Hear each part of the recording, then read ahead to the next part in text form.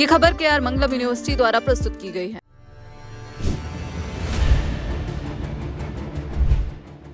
पटना की सबसे चर्चित बांकीपुर सीट पर वोटिंग तो खत्म हो गई है, लेकिन असली ड्रामा तो अब शुरू हुआ है।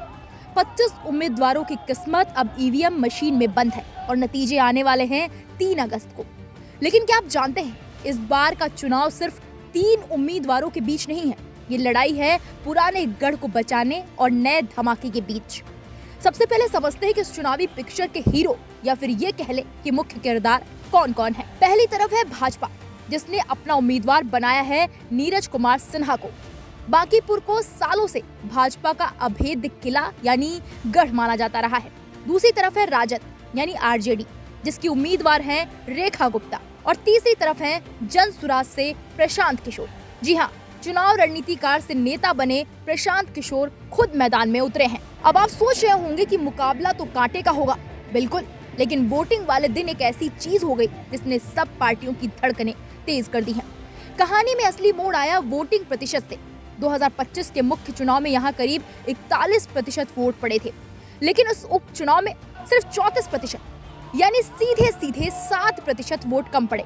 अब आप कहेंगे, अरे वोट कम पड़े तो क्या हुआ? यही तो सबसे बड़ा खेल है। जब जब वोट कम पड़ते हैं तब तब नेताओं का ब्लड प्रेशर बढ़ जाता है, क्योंकि कम वोटिंग का मतलब है या तो जनता में कोई उत्साह नहीं था या फिर किसी खास पार्टी का साइलेंट वोटर घर से बाहर ही नहीं निकला। और इसी कंफ्यूजन के बीच आए एग्जिट पोल के आंकड़े। एग्जिट पोल्स ने जो आंकड़े दिए हैं उसने सबको चौंका दिया है। जनमत पोल्स का दावा है कि प्रशांत किशोर को 49 से 52% वोट मिल रहे हैं और वो सबसे आगे हैं। डीवी रिसर्च और पोल पंडित जैसे बाकी सर्वे भी प्रशांत किशोर को ही बढ़त दिखा रहे हैं। लेकिन रुकिए, कहानी यहाँ खत्म नहीं होती।